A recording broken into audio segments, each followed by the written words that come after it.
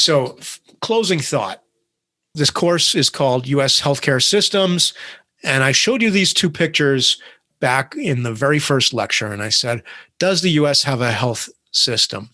And one view of a system would be the watch, right? So that's the internal workings of a watch on the left.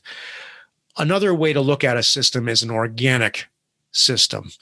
And if you imagine the US healthcare, and you have in your mind a system is like a watch that can be fine-tuned, that can be directed, that can be understood and taken apart and rebuilt, then no, the US does not have a healthcare system. From that paradigm, we're a highly dysfunctional mess of services and cultural beliefs that's just a dysfunctional. But if instead you look at the United States health system, or if you hold in your mind the idea of a system as an organic thing that evolves, then I think yes. I think it's imperfect and it's constantly changing.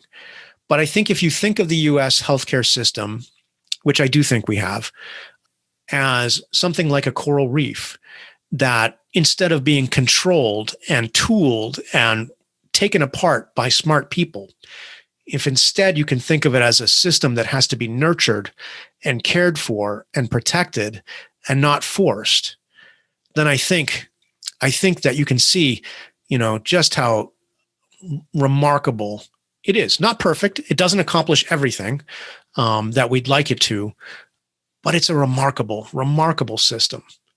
And I would say further, this is me speaking, last thoughts as an economist. Human systems, the economy, are always better to be thought of as more like reefs, coral reefs, or forests or jungles, than they are like watches. That isn't how human beings function.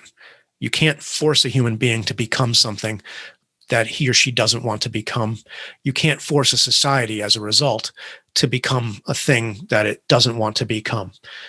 So, and where you've seen that attempted, communist China, Venezuela, Eastern Germany, the Soviet Union, you see that accompanied anytime you have this kind of thought that that smart people can force a system on a community, you always wind up seeing misery and suffering.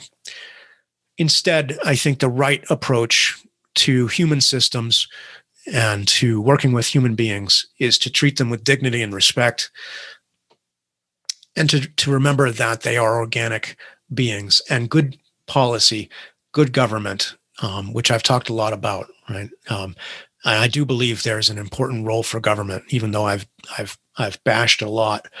But good government is nurturing and not directing, right?